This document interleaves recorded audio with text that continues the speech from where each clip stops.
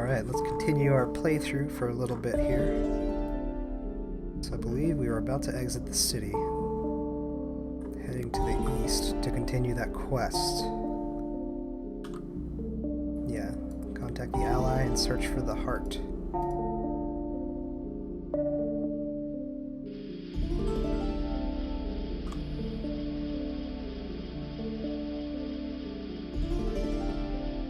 Shit.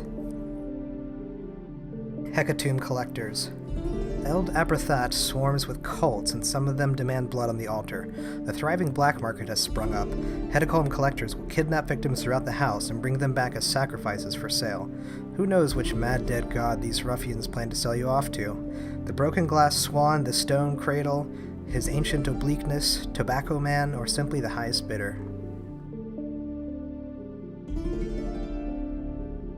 Let's issue terrible threats. You threaten and bluster, but these collectors seem to be made of sterner stuff than you expected. They return their own threats with gusto, although without much adherence to anatomical reality. Let's try to flee real quick. Alright. I didn't make it.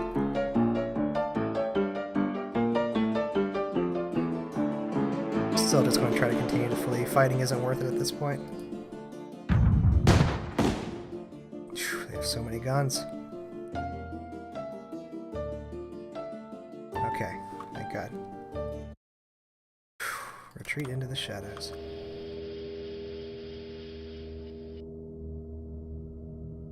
These are the combat tutorials since I haven't actually done any combat this playthrough. I know that was kind of unfulfilling there. Combat in this game is pretty cool, but it's not worth it, especially against that guy. He would have just beat our ass. It's probably going to be a long time before I do any combat.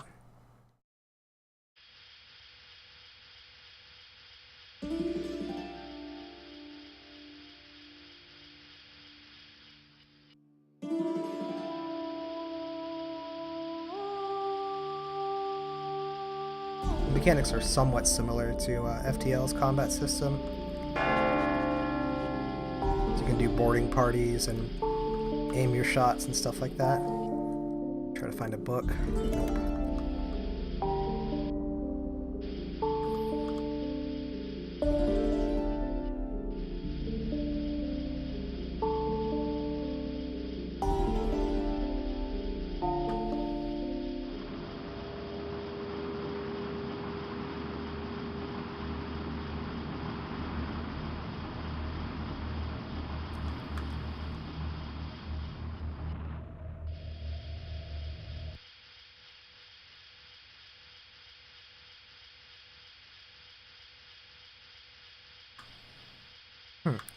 These guys aren't chasing us, so I'm going to try to talk to them. Cheery smugglers, your radio buzzes in chirpy life. Hi up, chum, it says. We're just running a quick and dirty little operation on behalf of the Ten a Penny Man. Don't mind us and we won't mind you unless you fancy buying something they don't sell in shops. I don't think we really need to compare maps right now.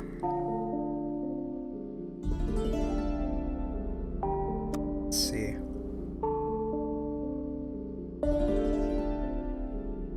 The captain has a broad, friendly face, notched by half a dozen scars.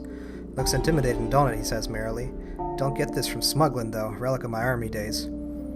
He tells you how he has enough rifles and gunpowder to start a war. He can drop a couple of crates down to you for the right price. I haven't actually used any of these. Let's see if I can find out what an arms consignment does.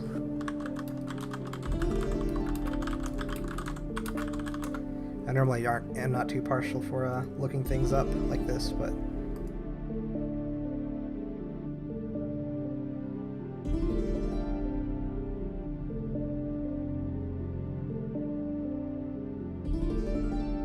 okay, I can't seem to find out what it actually does. I mean, shit. I'll get arms consignment and gunpowder. Let's ask him if he always announces criminal activity. A chuckle. You ain't in the cities anymore, chum, the smuggler assures you. You have brutal policemen, a bandit infestation, a dozen interwarring gangs. Everyone has to be careful. In the Principate, we do crime civilized-like. The 10 a penny bribes the right folk and keeps things running without any bloodshed. He pauses. Well, Only occasional and highly precise bloodshed. Alright, well, that was cool.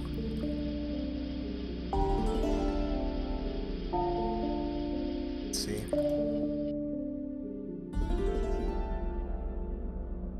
A big box of guns, bullets, and swords. Now you just need an army. Huh.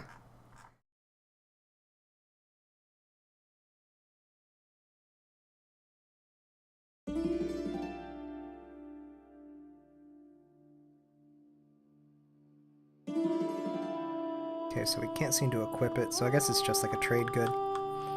But that price seemed pretty cheap from what I remember seeing them as. I could be wrong, though. Might be able to sell that for a profit.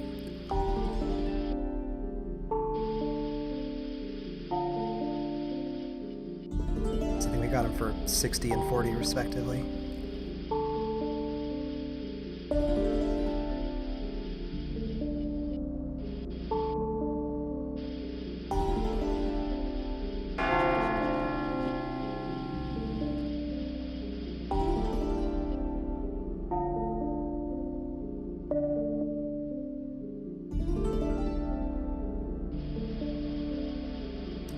Unmoving star. Huh. Gandola. Gandola is a town of wooden huts and walkways, propped up on stilts above a knee-deep lukewarm ocean. It's just a little town with a reputation for friendliness and amazing seafood. Ask about the Heart's last visit. When you ask around, most of the villagers mumble and blush and hurry away. Fishing holiday? Repeats one young fisherwoman before barking a laugh. No, the Heart came up here to marry a woman he barely knew. When they finally found him hiding under her bed, they had to drag him out by his ankles. He actually left fingernail gouges in the doorframe. "Scarlet," he was shouting. "Scarlet, I love you." We could hear it all over the village. You ask if she knows more about where to find this Scarlet. "Of course I can," says the fisherwoman. "She's my sister."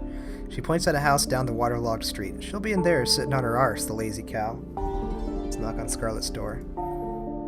Scarlet is a broad woman with cherry-red lips and a pair of pince-nez spectacles perched precariously on her snub nose. She welcomes you into her house and gives you a wrapped trout dish for your journey. "I haven't seen the Heart in 10 years, she starts brewing you a cup of tea. "He forgot me as soon as he went back to the capital." "I'm not bitter, mind. I knew what he was like when I married him. I just wish the rest of the village would stop going on about it." We've gained a gondolin trout. Perhaps we'll have better luck elsewhere. Gather news real quick. Anything interesting. Wander the walkways. Nothing much happens here, they tell you, unless you count the fires. Everyone has stories about the fires.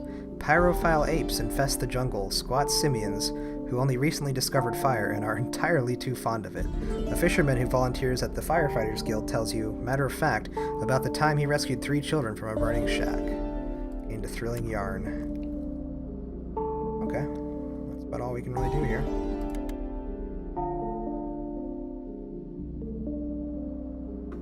Go for the ally first, I guess.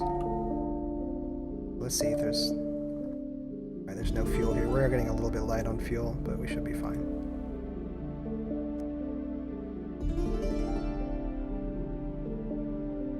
Oh, I forgot to ask more of my bridge crew that I've gotten about that one thing.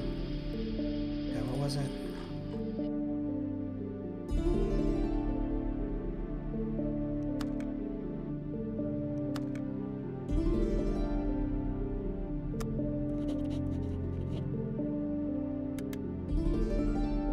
The City of Glass, that's it. The Jack of Quills. Actually, we picked this guy up a while ago, or last session. His fingers are fountain pens, his teeth are nibs. Even his hair is composed of a dozen ink-leaking feather quills jutting bizarrely from his scalp.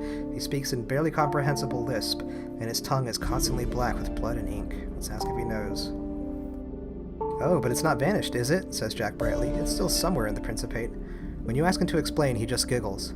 "I don't know much more. Years ago, I heard my masters discussing the City of Glass over a bottle of ink, and they spoke of how they worked with another group to expedite the city's disappearance. By their account, the city went willingly and had planned all along to defect to the Principate. The second disappearance was a mere legerdemain." Interesting. So he knew something.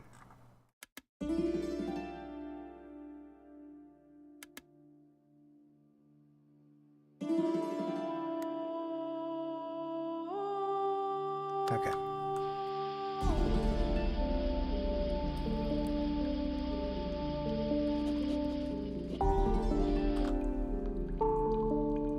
We know that that city...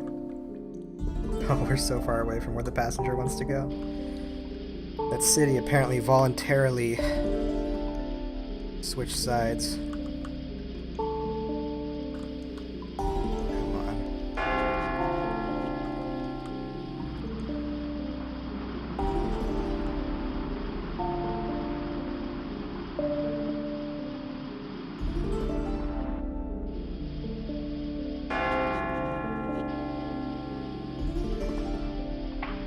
Squares here.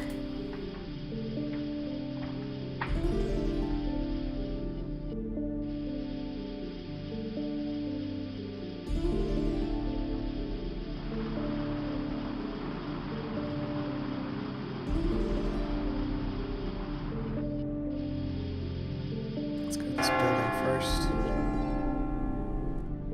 A church from another world, its spires sagging, its steeple fallen in. Candle stubs and damp-rotted holy books scatter the floor inside. You wonder if it was stolen on a holy day. Perhaps an entire congregation was devoured by the dark. Spencer W., your swabby, falls abruptly to his knees and starts to gabble in a language you don't understand. Some lingering spirit of this place has possessed him. Then, without warning, he makes a grab for the sacrificial knife that lays on the nearby altar. Uh-oh. Uh-oh. Before you can react, Spencer W. plunges the knife into his chest. He falls to the floor, twitching, a look of ecstasy on his face. Spencer W. is dead. Well, shit.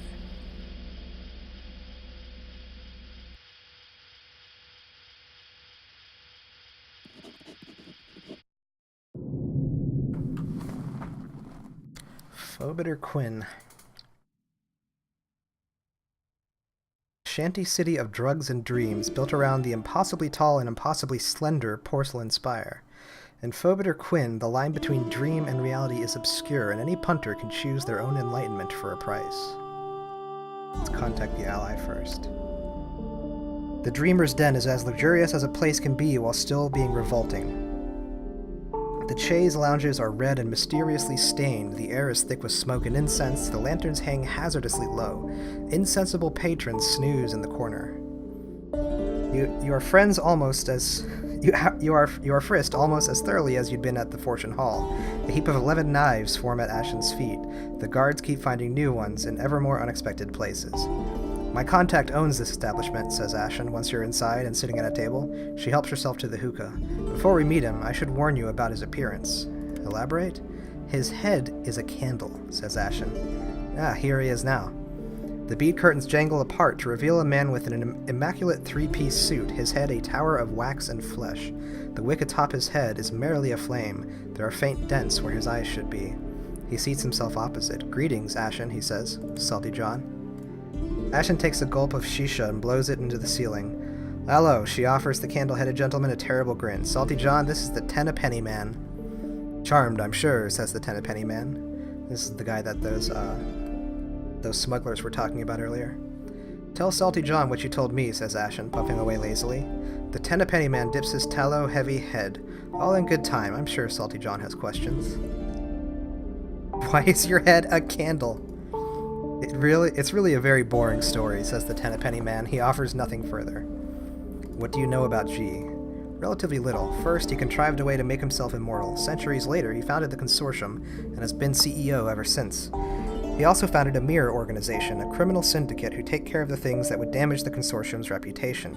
They're called the Clandestine. Why do you want G dead? I've been warring with the Consortium and the Clandestine for decade after blood-soaked decade, the Ten-a-Penny Man says.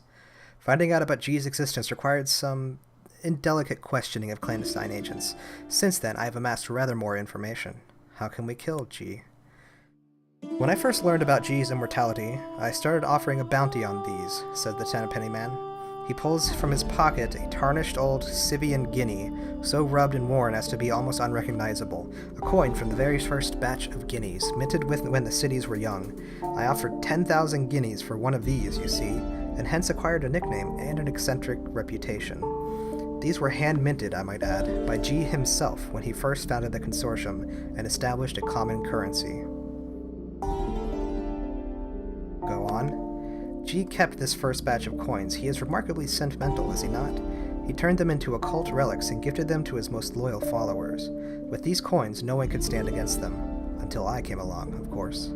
Ashen snorts, billowing a column of smoke from each nostril. So the coins have some of G's occult power in them. Precisely. He mixed his blood with the molten gold, carved his own likeness on either side, imbued each with a fragment of his soul. Ashen raises a hand. Gimme. The Tenpenny Man flips his faded guinea onto the table. I'm afraid this one's a fake, he says.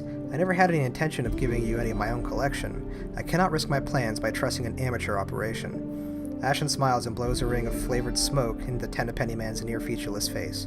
You unhelpful bastard, she says pleasantly. Can I kill him, boss? Not yet. Ashen slumps back, harumphing. We need one of these coins. I'd be pleased to tell you where you can get these coins for yourself, says the Tenpenny Man, the most senior trader of the consortium. How can I put this?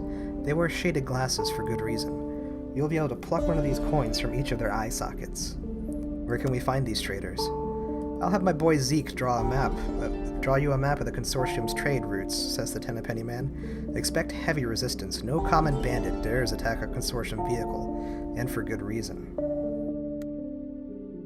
Okay, so at this point, we need to ambush a well-armed vehicle, which we are not in a state to do at this point.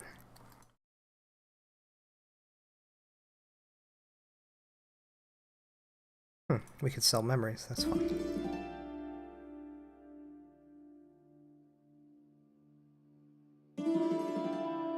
Let's try to gather news. Toss of the coin could go either way. You make note of your dreams and Phobeter Quinn, tall amphibians stalking through fog, old men with bat-like faces, a whispering river that runs from your eye to your navel. None of it makes a lick of sense. The stupefaction baths. Before you enter the baths, you must understand that you are not here to relax, says the handsome young man in the entrance lobby. Below this building are miles of steam-filled tunnels that have never been mapped. Most come back, but not all. He takes your money with a smile. Enlightenment awaits. You remove your clothes, shrug yourself into a silk robe, and let the hot steam swallow you. Let's head deeper. You pass several naked old men playing chess, a robed woman luxuriating in waist-deep water, and a giggling couple splashing each other. But further from the entrance, there are fewer and fewer patrons. Soon there are no patrons at all except for you. Not many dare venture this far for fear of losing themselves. A young boy in dour clothes is standing ahead, looking back with mingled disappointment and disgust. All this is your fault. He fades like a stain. A test of insight. Pick a direction. Are the tunnels shifting? You stumble onwards. This seems right. Head deeper. The steam rolls through the tunnels like hot fog. You are soaked in sweat. You are suddenly giddy with joy. Your limbs hang numb at your sides. You bark a laugh and slump against the wall. Sleep, dreams, scythes with wings, glass in the desert, a rocking chair. You resurface. How long were you out? Gained a pretentious dream and spent one day asleep and lost sanity. Head deeper. The steam is tinged purple here. You breathe a deep lungful of it and your vision fills with dancing sparks. You find yourself giggling. The walls are leaking indigo smoke. You inhale a lungful, and too late you realize it's God smoke.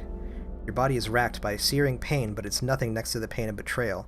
How could Barafal turn against you? Did your love mean nothing? You curl up in the shallow water and sob for hours. Gained one moment of melancholy and lost some sanity. Head deeper. At last you reach the center of the labyrinth. A marble staircase sweeps down to the second, larger maze below. You have finally explored the first maze of the stupefaction baths. In future delves you will be able to return straight to here. Gained a fragment of epiphany. Let's head deeper. The second maze is utterly empty of people, but not silent. You hear tinkling laughter, faint birdsong, distant clinking glassware. You slosh through knee-high warm water. A lobster swims past, its shell carved with dozens of crude depictions of eyes. For some reason, this strikes you as hilarious. How did this little fellow get down here? You laugh until your cheeks ache. Gained one droll recollection. Lost sanity. My sanity's been pretty good so far, so let's go deeper. A monkey lopes past, hooting and dragging something lumpy in a sack. The walls are sprouting hands. The walls are leaking indigo smoke. You inhale a lungful, and too late, realize it's God smoke. Your body is racked by searing pain, but nothing next to the pain of betrayal. How could Barafal turn against you? Did your love mean nothing? You curl up in the shallow water and sob for hours. Already had that one happen before. Head deeper. The steam is violet and it swirls heavy in your lungs. You rest for a moment on a tree stump and watch the crops grow. The maze is fiendish. It is filled with mirrors, revolving platforms, secret doors. You find yourself utterly lost. A test of insight. Find your way. The drugs don't help either. Everything is melting. You stumble onward. This seems right. Past the challenge. Head deeper. Faces in the steam urge you forward with a song. Your fingers stretch infinitely out ahead of you. You found the center. A skeleton waits for you in silly negligee. You crawl down through her ribs. You have fully explored the second maze of the stupefaction baths. In future delves, you will be able to return straight here. Let's do it. Head deeper. Your tongue bursts free of your mouth and scuttles down into your navel. You sing. The gods sing with you. This is the dream time. Immortality awaits. You slosh through knee-high warm water. A lobster swims past, its shell carved with dozens of crude depictions of eyes. Again, for some reason, this strikes you as hilarious. How did that little fellow get down here? You laugh until your cheeks ache.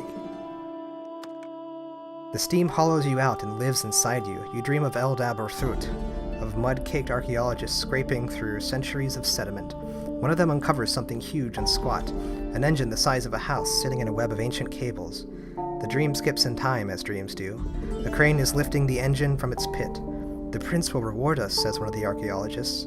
You skip forward again. Ink-splattered servants are dragging the same battered ancient engine through a tunnel of bookshelves. Then the library is consumed by fire. Burnt scraps flutter. You find yourself staring at a flaming orb ever so briefly before your retinas are burned black, a place no one can look. Gained one portentous dream and another clue for the City of Glass. Let's head deeper. You walk through a garden of glittering trees. You walk through a charnel corridor, your feet skidding on blood. You walk past 8 portraits of children. You walk under the gaze of a mountain. Steam billows out your silk robes and carries you along like an infant, even as you slip in and out of consciousness. You are almost there. The maze is fiendish. It is filled with mirrors, revolving platforms, secret doors. You find yourself utterly lost. Another test of insight. You stumble onward. This seems right. Head deeper. You are falling. You have explored all of the stupefaction baths. Concerns concluded. Delving the stupefaction baths gained 20 apprehensions. Nice. Land. No one's ever reached me before, grunts a voice. It has a note of grudging admiration. You find yourself floating in a warm, salty pool at the center of a magnificent palatial chamber. There are marble columns, gold-framed mirrors, a grand piano in the corner.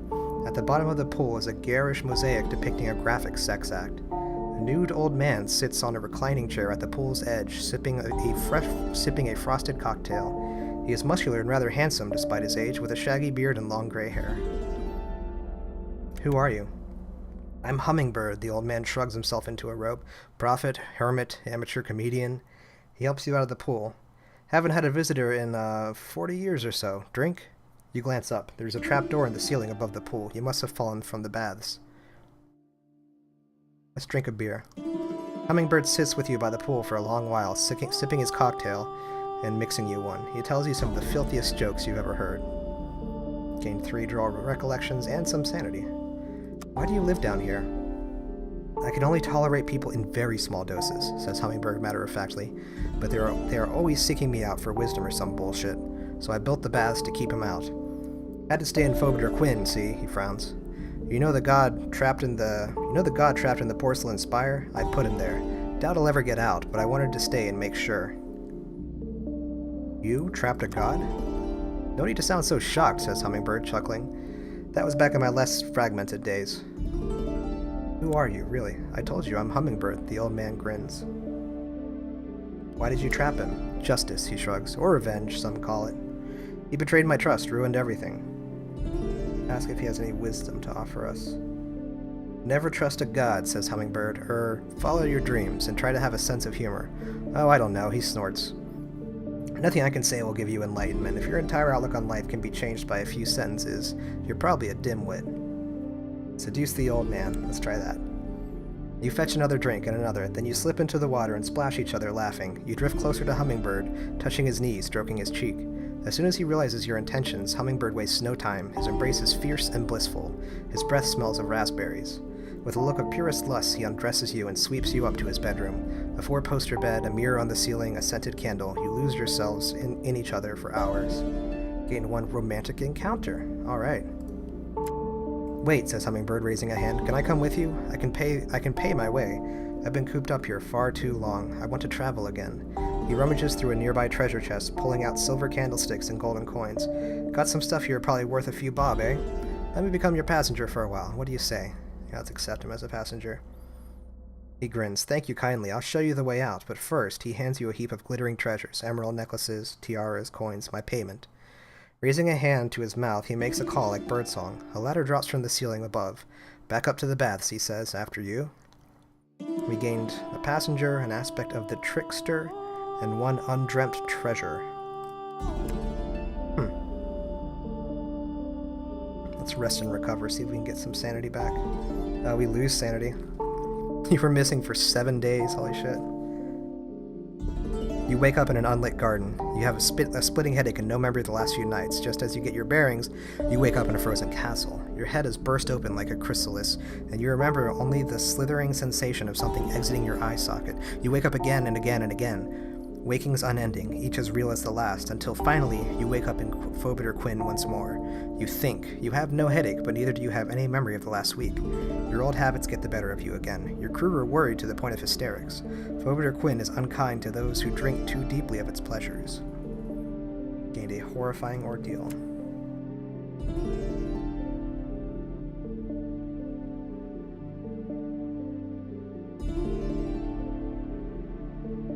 This is probably a good saving point. So, if we want to progress further with our officer's storyline of revenge against G, we're going to have to wait a while because we'll have to get our ship more decked out, it sounds like, to take on one of those well-armed ships. So in the meantime, we can drop off a passenger and maybe explore some more.